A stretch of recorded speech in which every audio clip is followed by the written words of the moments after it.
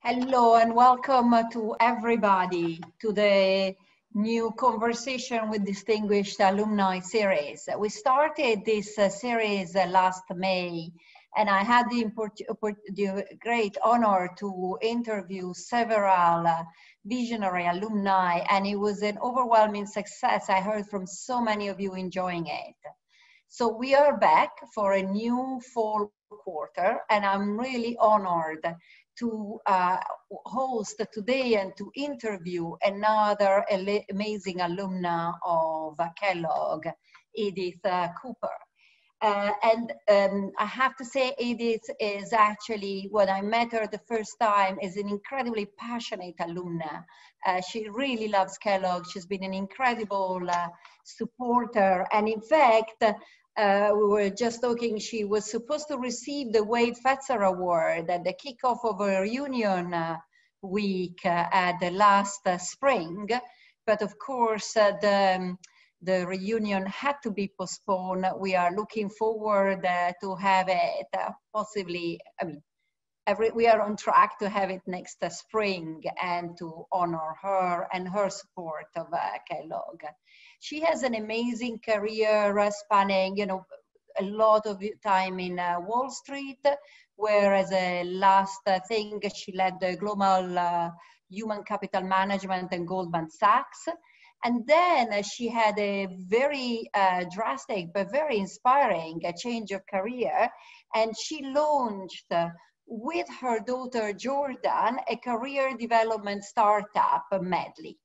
And this is actually a really forward-looking type of startup. And we always say at Kellogg that we want to create leaders who think of the future, who anticipate the change.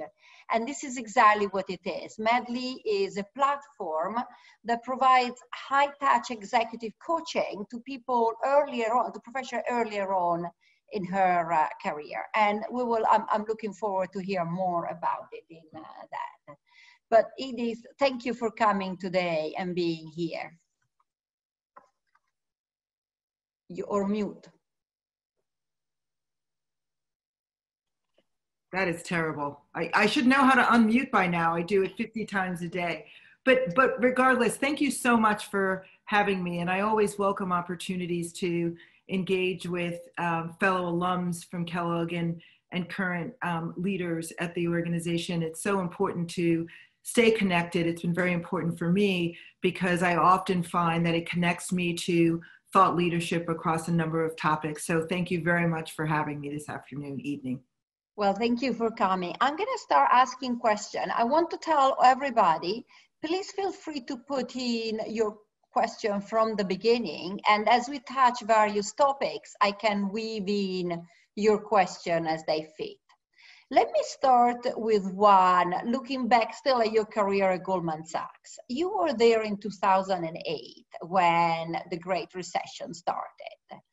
What lessons did you learn then in terms of recruiting, retaining talent during a crisis that would be relevant today? Different crisis, but still a crisis. Sure. So just a little bit of a backdrop to provide context. I was asked to take on the role of head of our talent organization, Human Capital Management, in March of 2008. Prior to that, I ran a number of businesses across our client franchises within sales and trading. So I was a newcomer to the talent organization. Fast forward 6 months, as Francesca mentioned, we were in the deepest financial crisis since the Great Depression. And there were a number of really critical, important takeaways for me in that period. First and foremost, stay grounded in the truth, communicate consistently and honestly, and really make sure that you are focused in the present and the priorities that we had and responsibilities that we had to the people of Goldman Sachs. Throughout that period, we had a lot of decisions to make. We had to decide in the fall whether we should go on campuses and recruit. We had to decide whether we were going to hire with a period of uncertainty. And we decided to carry on. And we carried on because we believed at the time at Goldman Sachs, as great organizations do, that a commitment to talent and people and finding extraordinary talent does not waver. And I would suggest that that is something that has occurred in the last 6 months. The second is to really own and understand how your narrative has to evolve based upon the circumstance. If you had asked the senior leadership of Goldman Sachs at the time, what does Goldman Sachs do? We typically would have said, or some would have said, we provide liquidity and make markets to our corporate clients around the world. When society is in a period of crisis, we provide liquidity actually doesn't give them the insight with respect to how we as an organization at Goldman Sachs were thinking about our role in the crisis and what we would do to contribute to progress going forward. And so an important lesson, again, for me was, in addition to being honest and truthful, own up to the circumstance. And by doing that, I think we started to regain some of the trust and credibility that we needed to do to continue to be an important organization going forward. That's actually, you're right, incredibly relevant also to today. Let me span also the second part of your career before we ask more advice. The idea, Medley, where did it come, the idea from? And what does it mean? How interesting is to co-found with your daughter? Sure. So I'd been at Goldman Sachs for 20 plus years. I'd spent the final decades running the talent organization, which was an extraordinary time for me. It really was a period where I brought together all of my instincts around what creates strong cultures and cultures of innovation and progress into something that was my job. My job was to create and collaborate to create a world-class talent organization where we continue to provide an environment where people could perform to their potential. In that role, I often found myself giving advice. And one of the things I would often say to people when they were considering pivots was, you should be comfortable being uncomfortable, because that's what the world is. It's not going to be constant. And the best ideas, the best opportunities often come when you push yourself out of that comfort zone. And so I found myself, after a decade running human capital management at Goldman Sachs, asking myself that question: are you pushing yourself to be uncomfortable? At that point, I knew that my passion and commitment from all of those decades of work really culminated in a deep passion and commitment to understanding how to create environments where people could perform to their potential. And when you do that right as a leader, people thrive. Ideas foster. It's really what's required to be on your front foot. But what I found in my experience is that we did a lot of work in understanding what it took to be a good investment banker or a good trader or an operations person. We actually didn't do as much with the idea of helping people cultivate their persona and their impact that crossed from professional to personal. So I left really with that in mind to think about expanding my horizons. I was fortunate to join 2 human connecting organizations as board member, Slack and Etsy, both of who are in the human connecting business.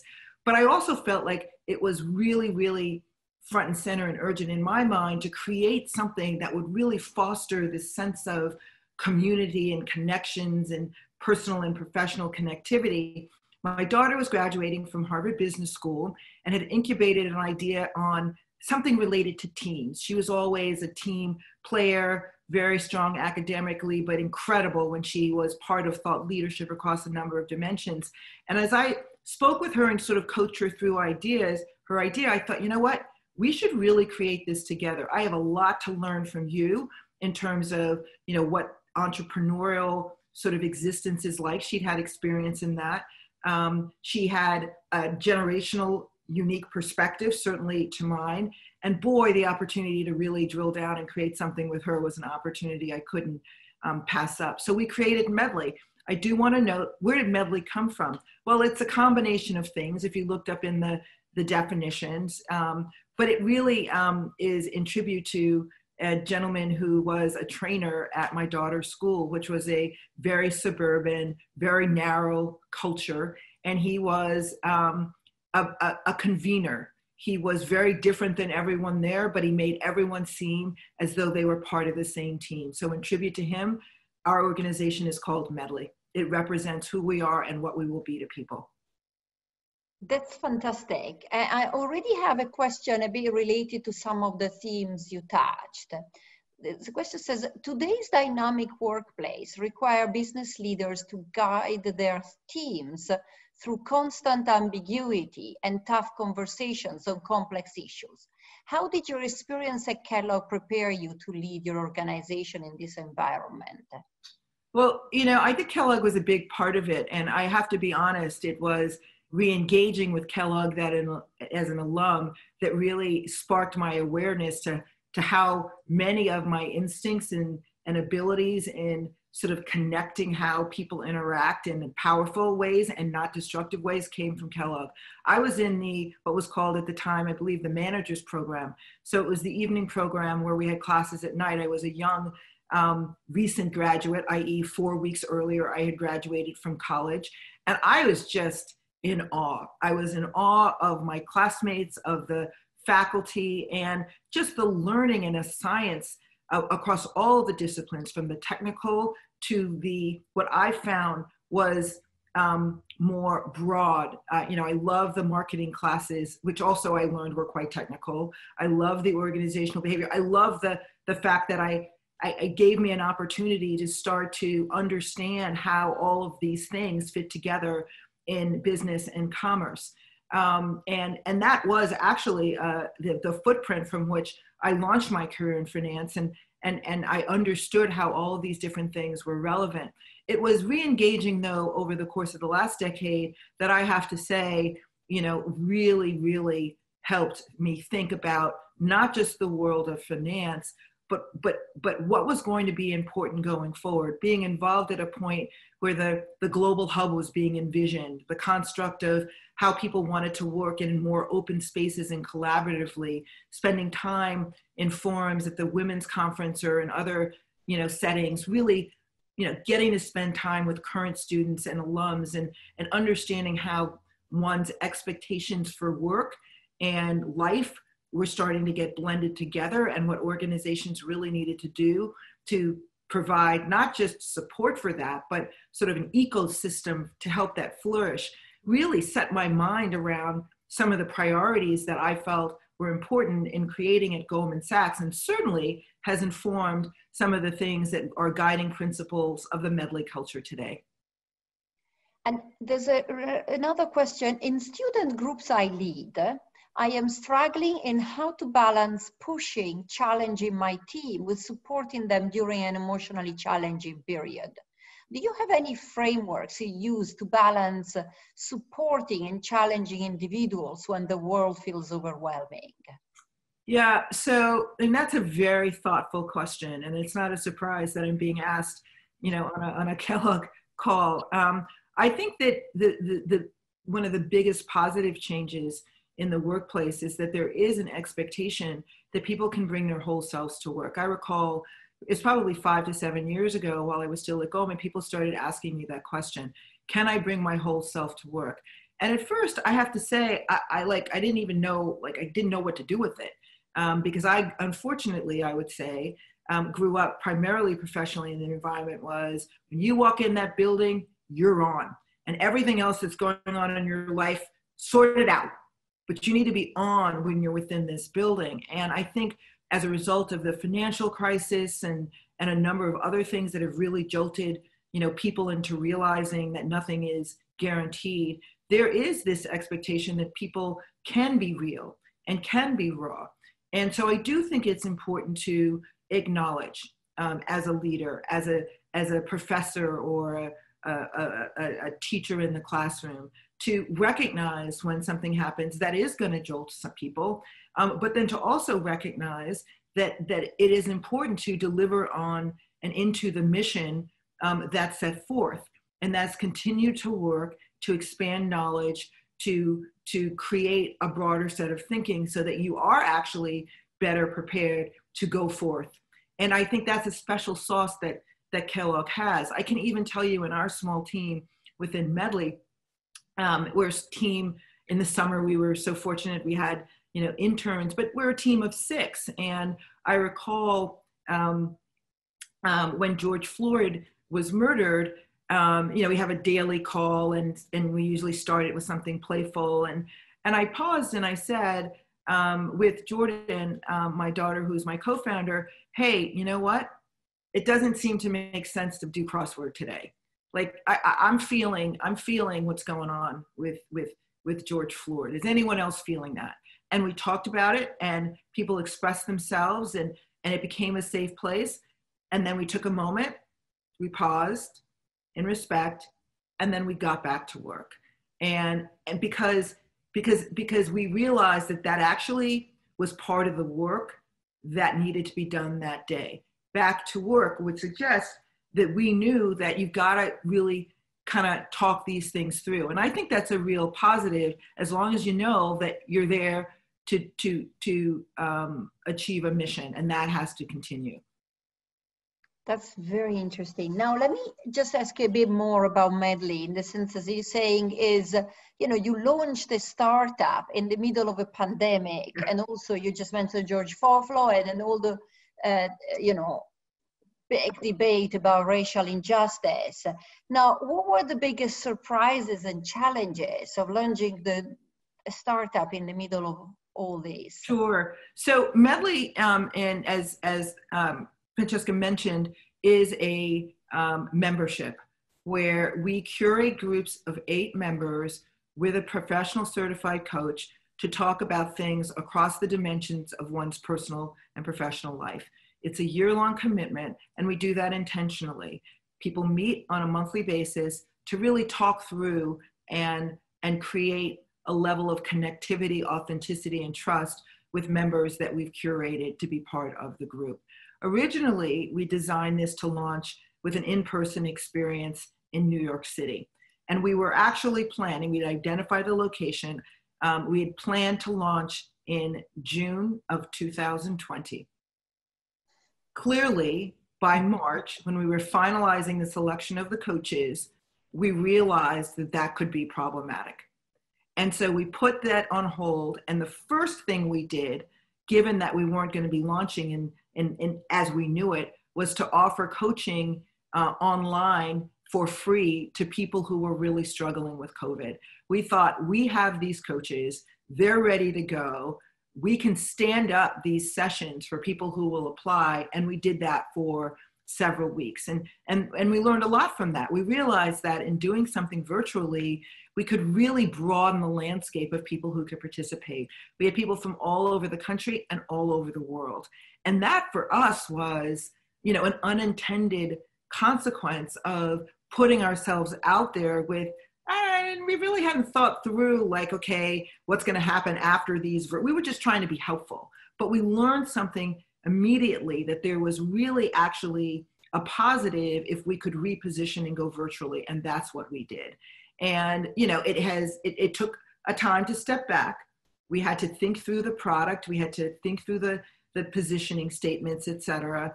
But we've come to find that our expectations in terms of the type of people, we have people who have applied from 9 countries. We have people from 25 states. And, the feedback and the receptivity has been just phenomenal. I think that it's also, I would say, been supported by humans' desire to actually connect with other human beings in a really meaningful way. It's that we all are realizing that we are products of our bubble, and that as a result of the busyness in life, we stay in our lane, and that's not acceptable anymore. We all have to have more empathy and understanding for people who are coming at things from a different perspective. And we're so excited that the members who have joined in our founding cohort all have expressed that as one of the things that they are most focused on in their Medley experience. We're very excited about the feedback that we've gotten. So given that you're talking about exactly people leaving their bubbles, coming out, of this bubble, as a lot of people are mentioning how Americans live within this very polarized bubble. Now, are you finding that people are mostly hungry for this sort of outside your own bubble interactions? Or did you find also a lot of people who were skeptical about this? Well, I have to say our members are very excited, and that's why they've been drawn to Medley. And we've been very comforted, actually, given some of the bifurcations in society about the level of broad interest across demographics, men, women, all genders, in fact. I shouldn't limit it to just men and women, all genders, ethnicities, et cetera. And we're really excited by that. And that's who will become part of the Medley community.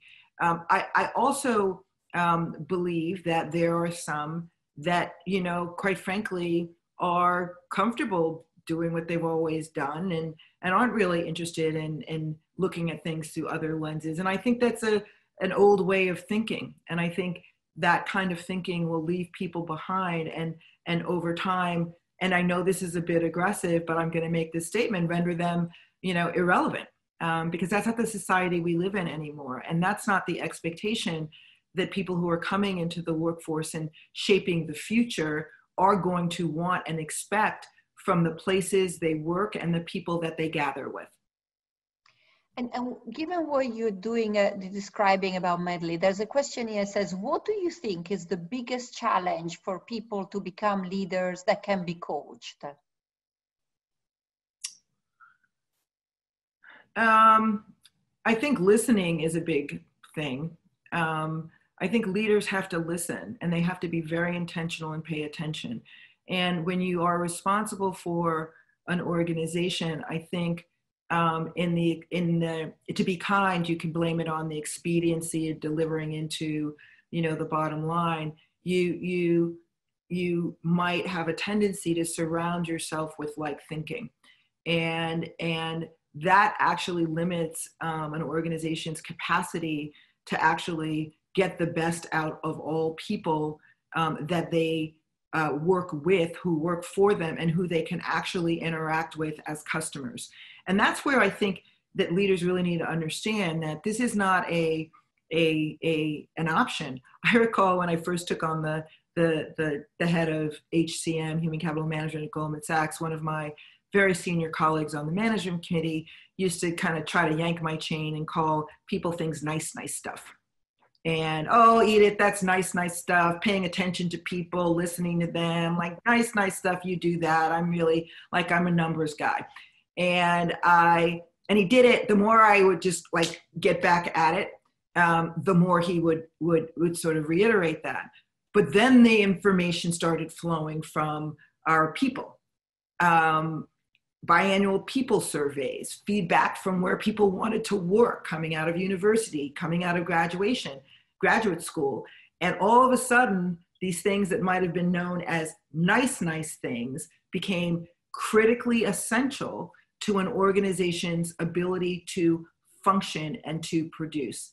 And so for a leader, one must recognize that there's as much learning and development and knowledge that one has to amass in leading as there is in managing risk, as there is in creating a new platform. It is as intricate and as complicated, and you must intentionally focus on it. That's very interesting. And I just want to actually, this in a Medium article, I want to read, you and your daughter wrote, "We have lived as diversity in the worlds of predominantly white schools, neighborhoods, and workplaces, and have often provided a bridge to broaden perspectives." Now, do you think there is a growing realization about the value of this broader perspective? Like you're saying, as the perception of these things have changed, and what is really needed to turn it into action and real change? So I think that we are at a moment of time where in our sort of 5 to 10 years, people will look back at this period as that moment that broke it all open. And it, in this conversation, is really people's awareness and understanding around how important the variety and input of diverse perspectives is. You know, specifically as an example, but it's not limited to this, the conversation around race.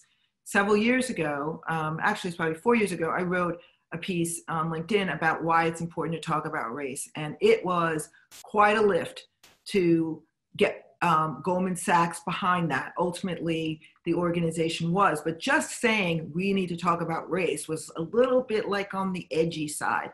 Fast forward to now, I am really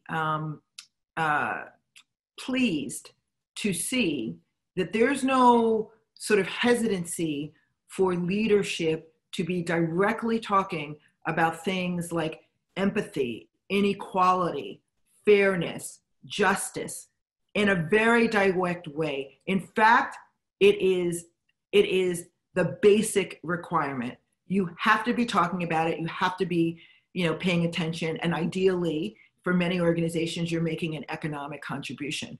As part of that, what has occurred, which is really exciting, to in addition to the peaceful protests that have been happening all over the country and all over the world, within organizations, leaders have been sitting down and talking with people of color about their experience in very, very meaningful ways. People of color, Black people in this instance, but more broadly, are being seen in a way that they haven't been seen. And I think that that is fantastic. But what happens next? What happens next has to be that the same person that you've sat down with to understand, as an example, their experience as being Black, you need to follow up and sit down with them and talk to them about what they are doing professionally and what their aspirations are and how you can be helpful to them in reaching those aspirations. So again, these things are very, very powerful. And I am constantly sort of pleased at the openness and engagement that in the conversations that I'm having with other leaders. I always conclude with this. I always conclude by saying, I have as much time as you need. Next time I'd like to talk to you about the people that you have gotten feedback from about their experience on race and what they are doing professionally. Let's close the circle and recognize that the traditional circles do not and have not often included people of color. Let's make that happen. That is something that we will look back on in the years to come and go, gosh, this was a moment where we really broke through. And we talked before about the influence of Kellogg on our part about agility and adapting. What about now you're talking about empathy and deep connection in society? And at Kellogg, we do take pride in really having a focus of leaders with empathy. Has that influenced your approach or your entire career? How you get, as you mentioned, as a Goldman Sachs was different. How does this thread? Yes. Yeah, it has been, Kellogg has been important as in so many ways to me, and in developing further what I think is an instinct that I have around, how people are people, and empathy, caring, authenticity are very real. And I'll give you two examples, and I hope you don't mind that I use you as part of that example. I got re-engaged with Kellogg when Sally joined as the new dean, and she created a advisory group, and she came to these groups with alums who, they wanted to re-engage, and she would ask real questions. She would say, I'm thinking about this, as an opportunity, but I'm not sure that I'm taking the right course. What do you think? For me, that modeled leadership. That modeled leadership as being someone who was willing to say, I don't know, what do you think? A level of connectivity and engagement. When you joined as dean, I was so pleased that we had an opportunity to grab a meal when you were in New York. And the same thing, actually. The discussion around, the transition from your experiences to Kellogg, what I found to be, interesting and helpful, and just the authentic conversation about, I believe, your family and the move and adjusting and, and so for again, you modeled leadership, taking on new challenges, which were probably a bit uncomfortable, but having a sense of purpose that drove you and a sense of openness and humility that made me realize that, oh, another model of what a leader should really be. And that is all about Kellogg. I think Kellogg and my interaction with the initiatives that I've been involved in has made me a better, broader, more empathetic leader. That is great, because that's what I recognize when I talk to you, and so often when I talk to the alumni. That is that, special feeling, that common thread, which is amazing. Now I have a question here. It says, how did you measure alignment of people with company culture vision, or maybe also now advising people? Well, I think it's very important to be very clear about what your cultural tenets are. And it seems like it's simple, and it's not. And the value proposition that you put forth is not something that you just talk about, but that you breathe and live in all aspects of your business. So I think that that's really the first place to start. What are your cultural values, and what are the things that you believe are going to be important? If you believe that an adherence and a support and a promotion of the underlying cultures of an organization is important, then you should be fairly unforgiving with your leaders with respect to their capacity and interest in leaning and supporting and fostering that culture. And that's where it really gets interesting, because, how do you define leadership? Do you define leadership as someone who has, individually created, huge economic opportunity? Sure, of course you should, because that is, there's that type of genius. There's another type of genius where someone does that, but incrementally does other things that support the culture. And you need to have clarity of thought with respect to how you value both of those things. But in either instances, the cultural, behavioral commitment to talent in your organization that should not waver. And you have to be able to make some difficult decisions. You've got to measure it. You've got to talk about it. You've got to, invest in developing people, because for some people it's not innate. I mean, I'm always learning. I really, am a student of leadership and talent, and because I feel that I have so benefited from being around extraordinarily talented people throughout my life, that how can I not learn? But I'm always learning, and everyone should take that on. We all have to be lifelong learners with respect to our role in creating an environment where people can perform to their potential. For me, that's what leadership is all about. And there's a question here, I'm actually interested in your answer. It says, in your resume, you mentioned being a determined athlete. How have you brought that into your leadership? So that's, thanks for that question. So, I grew up in the city, and went to a school. It happened to be all girls school at the time, but we didn't have sports. And started to sort of, like, we went to, to learn how to swim, I think, which was important. I know how to swim. But as I started to, when I went to school, to university, and then when I started working, I started to realize that there was sort of something that people who had played sports had, in terms of their sort of ability to set goals and work towards those goals, and mostly, for me, come back from adversity.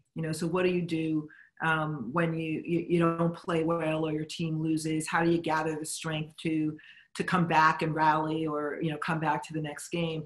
And so as my career progressed, I would see, and I learned, my husband was an athlete in college, and as a result of my interest in sports and his, because I've always been a huge sports fan, our kids were always involved in sports, and I never had that opportunity. So that determined athlete, was really sort of like, I wanted to set goals for myself. I started out, like, I love to swim. So I tried triathlons, and then I crashed on my bike. That wasn't going to work. Triathlons are biking, swimming, and running. And then I got a bug for running. And so I've run, I don't know how many races. And I did that because I found that, I liked the challenge of it. I liked the camaraderie of being in a race and talking to the person who was supporting me and going back. And I then realized that, you know, being a determined athlete was as much about my mental health as my physical health. And yeah, so it's a big part of who I am, and I'll do it as long as I can until and I'll just keep cheering on and being part of teams that you know, that I admire and support. I'm definitely impressed now. Now, I just want to go back also to your, you know, the career, because you've been in Goldman Sachs. Now, I assume with Medley, you support also people who are in much smaller organization. So what were some of the biggest surprises from going from a giant financial firm to a small startup? And what are the similarity or the differences about how do you lead in those very different organizations? Also, when you bring up these people in a community, right, they probably come from very different organizations. So, you know, there's one basic difference. When you work at a firm like Goldman Sachs, there are 35,000 people. And so, you know, and you know, I was part of a human capital organization that had deep subject matter expertise across so many different disciplines and had run a bunch of other businesses. So, you know, if I wanted to figure something out or be challenged in thinking through someone, I could literally, you know, walk the halls. I could go down to the cafeteria. I could, you know, pull a group of people together, and it was all right there. And the joy of it was actually part of my job. And so it was just like this incredible sort of consortium of ideas and viewpoints and et cetera. And so when I left that, and when you're starting a company, my daughter and I sat in a 2-person, you know, rented office thing. It was like a closet for 6 months together. And you got to believe that was an adjustment. You know, if it needs to be done, I remember one of the we were looking for our chief product officer. We ended up hiring a wonderful, you know, part of our founding leadership team. And she was like, "Mom, you must know how to, you know, navigate through LinkedIn. I mean, how many people did you hire at Goldman Sachs? You must know how to get in there and find talent." And I looked, and it was like, there was a recruiting team of 300 people. I don't know actually how to get on there. And we had, you know, a good chuckle about it. And I've learned how to do a lot of things that I wouldn't have known. But, you know, the resource access is very different. But here's the thing, there's a flip side to all of that, which is it's pure, you know, have a hunch, do your due diligence, you know, test it and go for it. And it's not, you know, we have, you know, Jordan and I have an opportunity in creating Medley to create what we believe is world-class across every dimension, knowing that we're not perfect. We can test things, we can measure whether it's worked, we can pivot more easily. And when you're in a large organization that has a rich history, that could be a plus and that can be a challenge. There's a lot of scar tissue of the way we used to do things that needs to be broken down. And so the wonderful thing is that there's that we have an opportunity now in creating Medley to create a category of how people can think about blending their personal and professional priorities. And that's something that, you know, if you have an established organization, you know, it's more difficult to do that. Yeah. There's actually a related question saying, I also am working on building a new organization, and we are continuously trying to refine our values to identify prospective team members who will be most successful and additive to a collaborative team. As you're also working to build a new team and culture, what are the attitudinal qualities you look for to build a high-performing collaborative team? Well, I think that, you know, I'm glad the question started with, you know, we're really working very hard to focus on, you know, understanding our value as an organization, not only value to the people on the team, but the value you're serving to a broader audience, your customer, the sector that you're working in, society at large. It's a lot to take on, but, you know, if you really are deliberate about creating those things, there's a tremendous amount of overlap. And boy, when they align, it makes it that much more powerful. I think you've got to, I think it's important to invest in the criteria of what you think is needed in to be successful, people to be successful in that role, and know what's negotiable and not negotiable. And so, you know, the for us at Medley, it's been very important for a guiding principle is a demonstrated ability to collaborate and to innovate, because we are a small team and we are creating, you know, a category. We are very focused on making sure that we're holding ourselves accountable to not just hire the same, and to do what we believe other people should do, which is not to get turned off because, you know, someone, you know, doesn't answer the question in exactly the way that we're thinking about it, but to actually be intrigued and to police ourselves to understand, okay, what are we reacting to? Is it the style? Is it the content? Is it so that we're really, you know, creating that platform where we truly are respecting and honoring other people's perspectives. It is important to note, though, that when you do that, you have to be able and to be prepared to lead that. Because I believe that often organizations turn into this like inertia of sameness is because people convince themselves that that is what excellence looks like because it's easiest for them to understand. And I would suggest that over time, that is going to be a limiting strategy as the world and economies and companies have to morph quicker and quicker. And I have a very direct question here. It says, what should one expect to get out of being part of Medley community? Oh, what should someone expect to being part of Medley?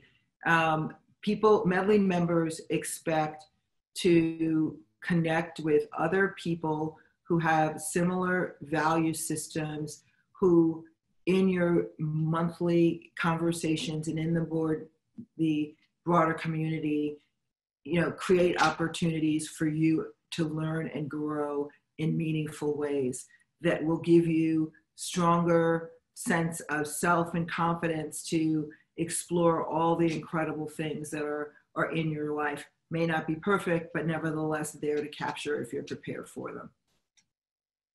And one more question, she says, how does politics in the workplace impact human capital management and how to mitigate its impact? So let me interpret the question a little bit, because, you know, politics, I'm assuming it's behavior amongst. Yes, that's how am I reading it too, not the politics. Yeah, right, so we don't have time with that to talk about that. But I'm sorry, I lost my train of thought. Could you just repeat that? Yes, how does politics and the workplace impact the human capital and the development of human capital, and how do you compensate for that? Yeah, you know, I think that politics is, you know, office politics is the biggest waste of human potential that exists. And, you know, one would like to suggest that, you know, declare that, you know, you're free from that, but human beings are complicated. And I think that one of the biggest sort of pieces of work that needs to be done is for people to start to really understand and unpack how what you believe is just, you know, unintentional really creates political sort of tones and barriers to everyone having equal access. So for example, I think we've all had those experiences where we walk into a meeting and, you know, the leader of the meeting and two people have spent Saturday night, you know, hanging out together, and don't worry, it doesn't have anything to do with work. We're just friends outside of work. And I don't complicate, that's like outside of work and everyone's equal. That's office politics. And what do you do about that? Do you say no one can be friends? Do you say, you know, but you need to be aware of that. You need to be aware of the fact that when someone is in the same level and you're in a conversation and they drop, oh, we just had such a great time at Edith's, XYZ.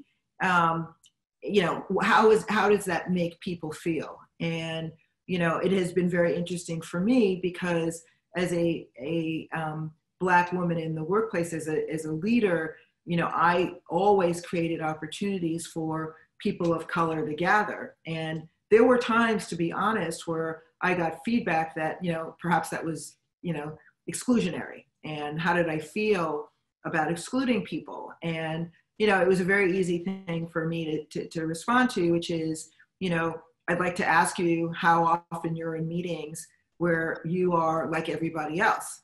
And do you ask yourself at that moment, what about excluding? And ideally, we will continue to evolve to, an all are welcome. And in fact, in many of the events, everyone was welcome. But I think that, this is where the unintentional, but sometimes intentional biases that exist in organizations come into play. And again, when we look back years from now and look back, how do we make sure that we understand these preconceived notions and biases?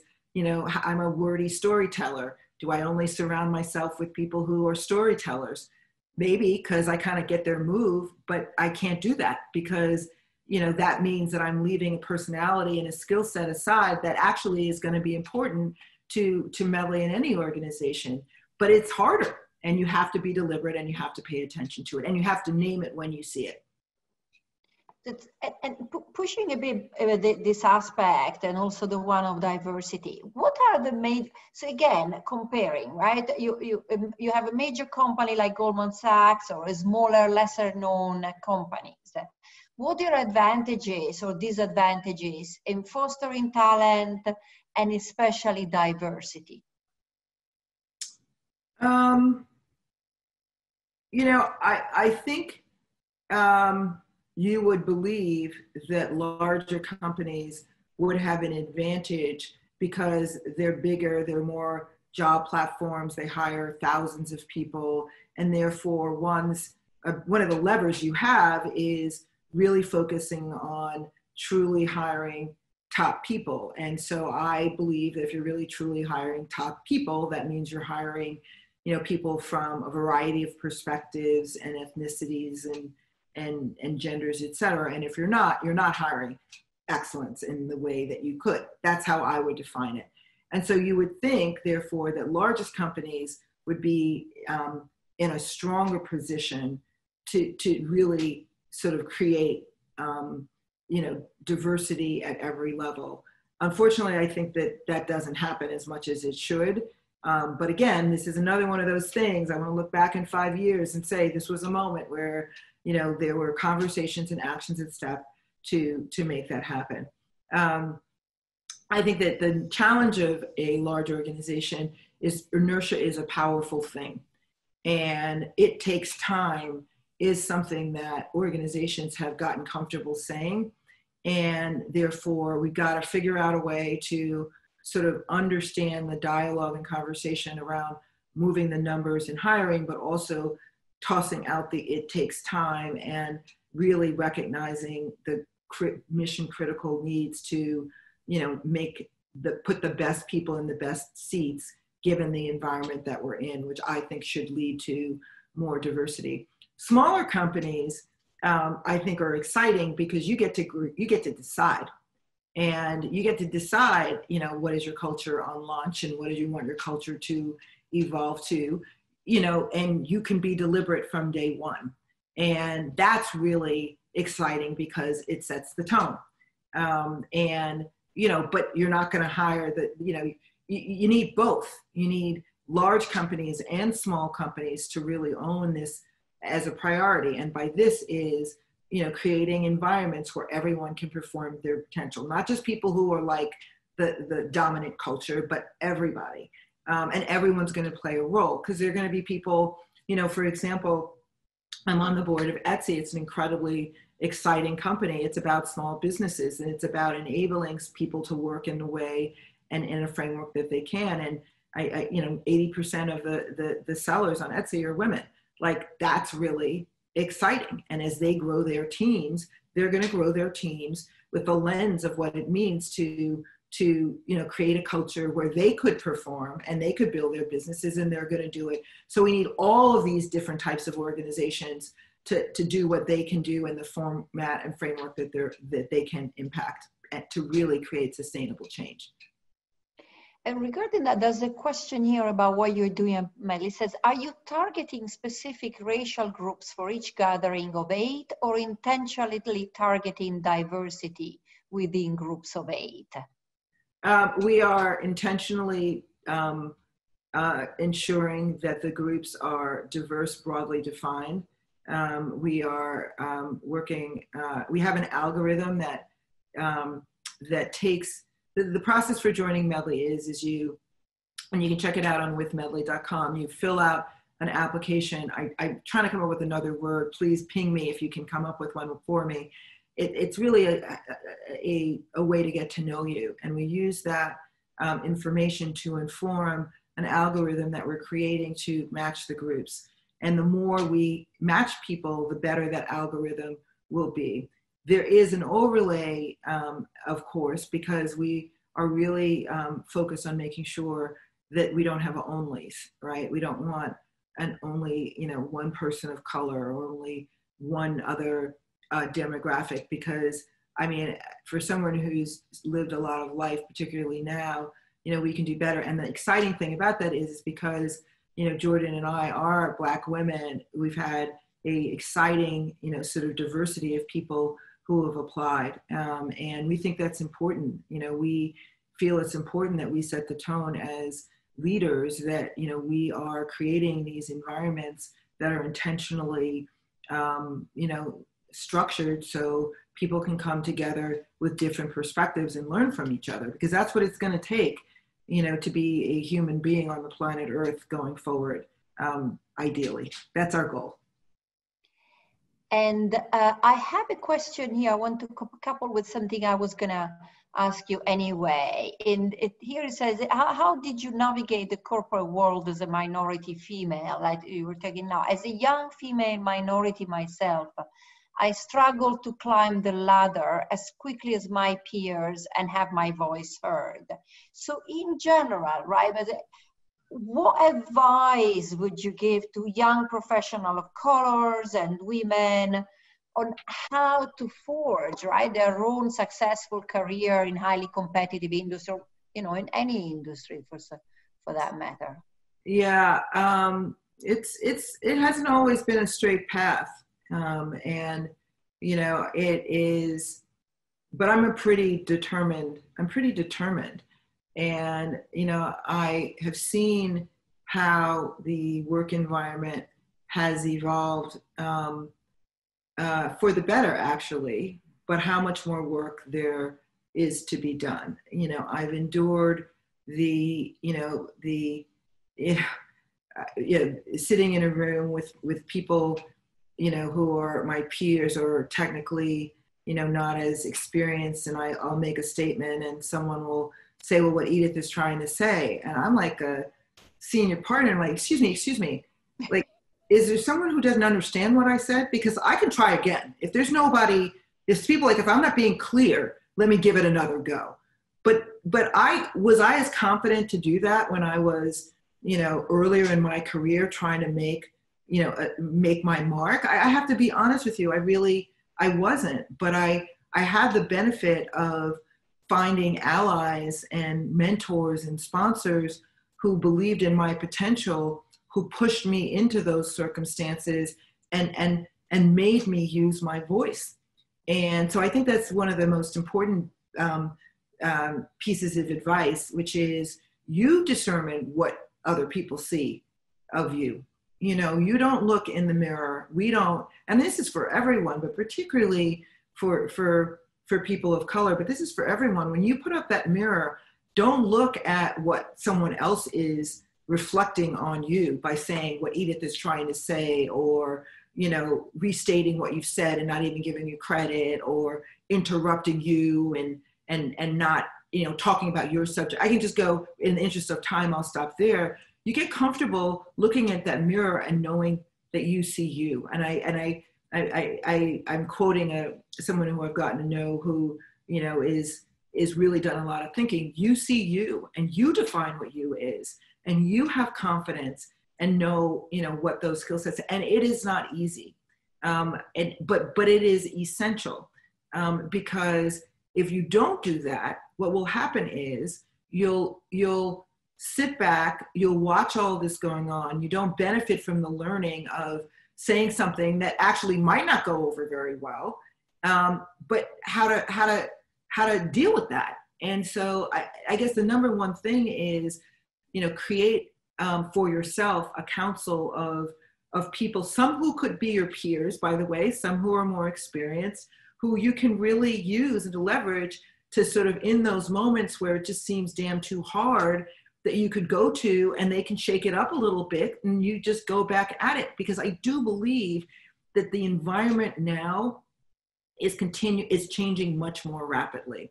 And I, with many other leaders, are really putting sort of the consistent sort of pressure on leaders to not stop with the conversation and getting to know someone who you now are paying attention to because they can talk about the experience of being a person of color. See people all the time for the talents that they represent. And in the meantime, don't leave it up to other people, own it yourself. That is incredibly inspirational, and we're actually arriving at the end. I am so sorry because I can't ask, you know, there's several questions, but I don't think we have enough time. But I also feel like I want to leave, you know, on this end, which is so inspirational, and I can see the passion, and I look forward to hear more about what you're doing at Medley and to talk more about it, maybe in the future, and how you're doing it and how much you're inspiring people, and to meet Jordan eventually, maybe at your reunion. That would be great. And I so appreciate, you know, being included in this series of conversations, Francesca, and for the team that pulled this together. You know, we're about creating medleys, but we're also about getting people to see the medleys in the world that they exist in. And for me, Kellogg has been one of those medleys. And so, you know, it's terrific that you're creating these opportunities for us as alums to come together. And I look forward to learning and participating going forward. Thank you so much for having me. No, thank you. This is exactly what we should have, right? Kellogg, it's alumni, and it's a constant, you know, exchange, and we grow together. Thank you, Edith. Excellent. Thank you very much. Bye-bye, everybody. I hope you enjoyed this amazing evening. Thank you.